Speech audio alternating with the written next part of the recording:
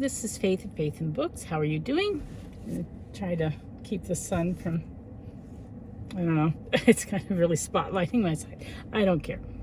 This eye is a little bit swollen. I went out hiking for an hour yesterday in preparation for our trip to Montana in August, and something bit me. Something flew in my eye, and so this eye is all kind of a little bit puffy and irritated. Anyway, I'm here to talk about this, Laudato Si, or On Care for Our Common Home by Pope Francis. This is part of Sustainability July. And I'm feeling kind of emotional this morning. Excuse me. Hold on. Number one, my youngest daughter is moving out. My youngest child is moving out today. So that's going to happen in about an hour and a half. She's packed her U-Haul. She's moving up to Pennsylvania to be closer to her boyfriend. And he's driving the U-Haul. He came down to help her pack. So that's kind of a rite of passage or whatever for her, of course, to fledge like that, but also for me that my youngest is now old enough to go out on her own. I'm very proud of her because she has worked very hard and it hasn't been easy, but she's got herself a job. She got herself an apartment.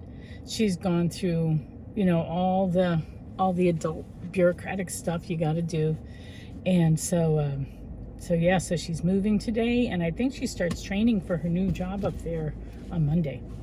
So anyway, I'm very proud of her, but I'm also kind of sad.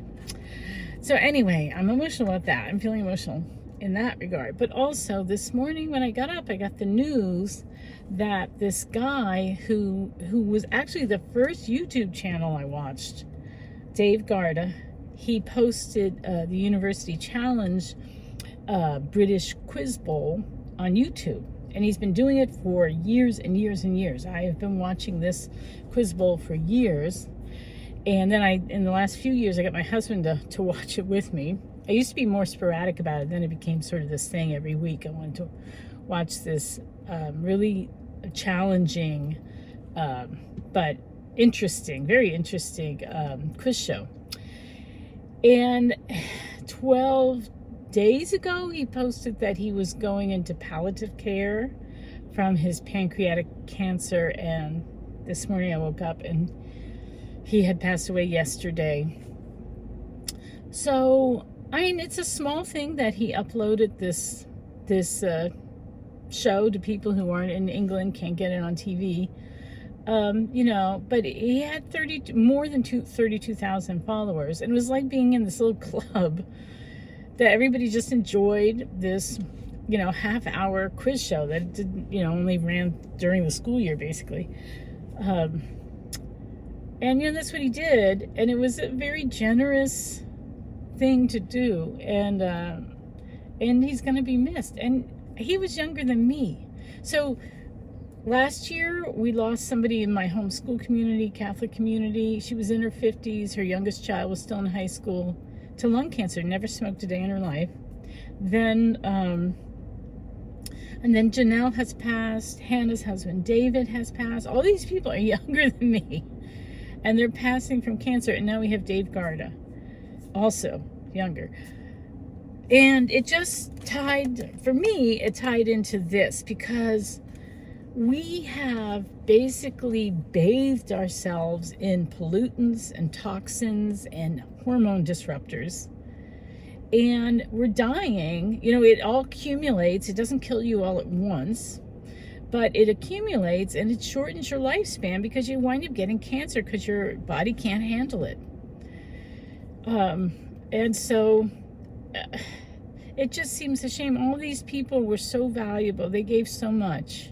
They were so worthwhile, and their lives had such meaning, and they're just taken from us too young. In your 50s, in your 40s and 50s, you're sort of at the prime of your life. You've been out working, or you've been raising children. You've gained a lot of experience. You have a lot of know-how. A lot of times you're sort of the pillar. You're supporting your parents and children and the younger generation. And, you're really at your height. And to be taken then It's a loss. It's a real loss. So we should pay attention to what we're doing to the earth, because what we do to the earth, what we do to nature, we do to ourselves. We wind up doing to ourselves. And that's what this is about. This is our common home. It's the only place we know that sustains life. It turns out, as we learn more and more about it, it's pretty delicate. The whole system is pretty darn delicate. And we need to honor it and respect it. It's a gift from our Creator. And if we spit on the gift, we're spitting on our Creator. You know, we're spitting on our fellow human beings, as well as spitting on the incredible, majestic, marvelous. Oh, there's a little cardinal bird just landed next to me. I mean, it's just the beautiful nature around us, and we don't appreciate it. We're so self-absorbed.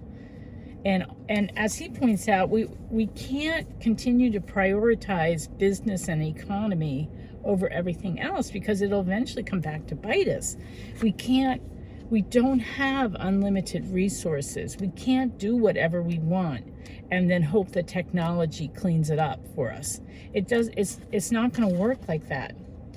So anyway, I'm being really heavy. I'm so sorry. And it's already 6 minutes, so I better just talk about this, okay? So I read all the introductory materials and the first chapter. So in the beginning, he talks about, what precedent he's basing this encyclical or letter on. And he says Pope St. John the 23rd wrote an encyclical on peace called Pacem in Terris, where he addressed the entire Catholic world and indeed to all men and women of goodwill. And so Pope Francis says, I want to do that too. I want to address this letter to the world, to all men and women of goodwill. Then he says that in 1971, Pope Paul VI started talking about how we need to develop human ecology, that we need to start including ecological concern into our human activity. St. John Paul II, Pope John Paul II, wrote about about ecology. He said, quote, to see no other meaning in their natural environment than what serves for immediate use and consumption. Like we shouldn't do that. It's much bigger than that. He talks about an authentic human ecology. Maybe he was the one that first came up with that phrase. Every effort to protect and improve our world entails profound changes in lifestyles, models of production and consumption, and the established structures of power that today govern societies. That's from Pope John Paul II. Then Pope Benedict also talked about the ecology. He was very concerned about the environment. And a quote from him, the deterioration of nature is closely connected to the culture which shapes human coexistence. So if our culture is deteriorating nature, we should maybe question that culture. Benedict urged us to realize that creation is harmed where we ourselves have the final word, where everything is simply our property and we use it for ourselves alone. The misuse of creation begins when we no longer recognize any higher instance than ourselves, when we see nothing else but ourselves. So, pretty strong words from Pope Benedict. And then he says that he also cites Ecumenical Patriarch Bartholomew of the Orthodox Church, who's very concerned with the environment, has done a lot of work. And then he says, but you know what? It all goes back to St. Francis of Assisi. St. Francis of Assisi modeled for us the correct relationship we should have with nature, with creation. And that is as our brothers and sisters, right? He said, Sister Earth, our mother. And he saw that as an extension of Christ's love, right? Christ was incarnate. He became his own creation, right? That's how beautiful and good creation is. And so we need to recover that respect. We need to model our connection with nature, with creation on St. Francis. So anyway, So anyway, so he's appealing to the world. He said, so everybody listen up. We need to start really thinking about this in a new way. So in chapter 1, he cites all the bad stuff that's happening to our common home. So he goes, I like this line. Following a period of irrational confidence in progress and human abilities. Yeah. Then he talks about, so he goes, pollution and climate change, pollution, waste, and the throwaway culture. So we have this culture of convenience where we just want to go be able to buy it real cheap and then just throw it away. And that's how we want to live. And we rush. He talks about something about the rapidification of human culture, where everything's fast. So it's going to be convenient. We got to be able to pick it up cheap, and then we got to be able to just chuck it and not think about the consequences of it. And that's not a healthy way to live. So, and this is a good quote. He says, there is also pollution that affects everyone, caused by transport, industrial fumes, substances which contribute to the acidification of soil and water, fertilizers, insecticides, fungicides, herbicides, and agrotoxins in general. Technology, which linked to business interests, is presented as the only way of solving these problems, in fact proves incapable of seeing the mysterious network of relations between things, and so sometimes solves one problem only to create others. Anyway, he talks about the problem of waste, of climate change, and I know that's controversial among like more conservative people, but I think it's pretty evident that it's happening. You may disagree that it's human pollution that's causing it. I don't see why it wouldn't cause it. I question that questioning.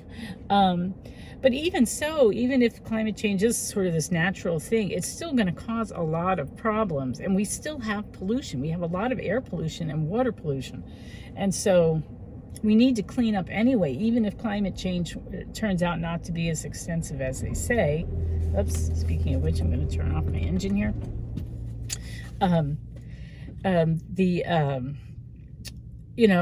It's still something that needs to be addressed.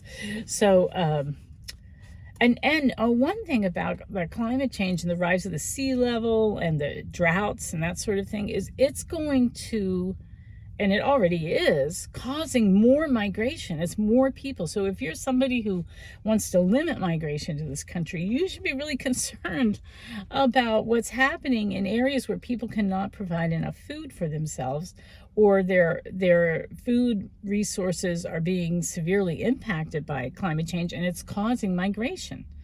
So it makes sense to address the root cause of why so many people want to migrate in the first place. So anyway, the issue of water, I mean, think of Flint, Michigan, and so many places. There are places where they've just run out of water.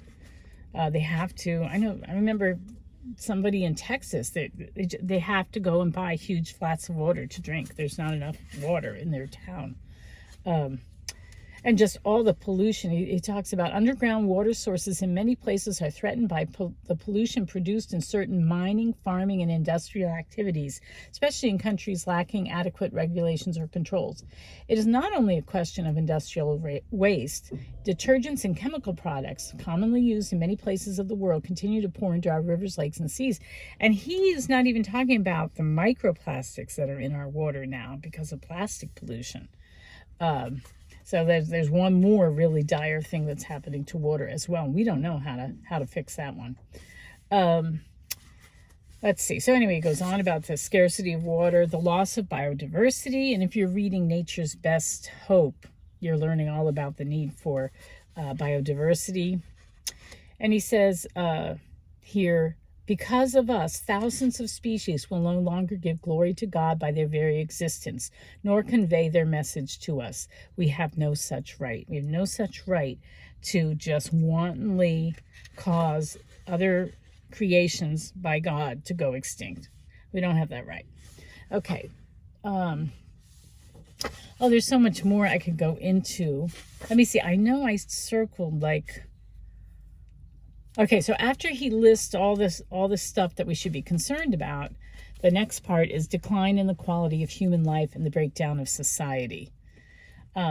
Yeah, it's happening. That throwaway culture is really a shallow culture that is not wholesome and healthy for us. We, unlike with cancer, we are so bathed in toxins. Our parents are bathed in toxins, and that affects us in utero. And then we grow up at this low level of just, swimming in a pool of toxins from the water, the air, the soil. And then we have plastics, which have all these endocrine disruptors, hormone disruptors, plus the food, the things that they put on our food disrupts our hormones. And then so eventually, we're getting cancer in our 40s and 50s because we've just been exposed, or children are getting it. And there's so many autoimmune diseases are springing up now that everybody's got. We're really unhealthy. We got diabetes and we've got obesity, all these things. And it's because we just live in this just such an unhealthy environment that we have created for ourselves.